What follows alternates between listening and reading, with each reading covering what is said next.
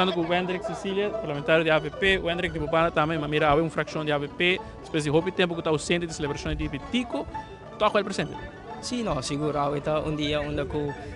primeiramente nós temos que felicitar a comunidade de Aruba, feliz dia de Betico, saludar familiares também, desejar feliz dia de Betico, me quero que para nós como fração de AVP, nossa presença aqui para netamente reconhecer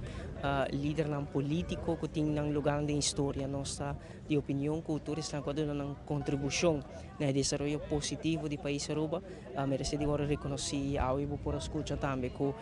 é autor e arquiteto nós temos próprios direitos de Estado, nós temos democracia viva, nós temos nossa própria estrutura econômica, financeira, tanto na líder a luta for de separação, tem status a parte, são Henny Eiman, são A Eiman, Betico Cruz, tur merece de agora reconhecer e tem um lugar da história política de nosso país e netamente nós temos para reconhecer também não somente um personagem político grande, mas também maneira que agora indicar um tata particular, um tata que um tata para a família, mas também precisa mesmo como um tata para um país Aruba e netamente nós temos para render honor e respeito a uma grande figura política na Aruba.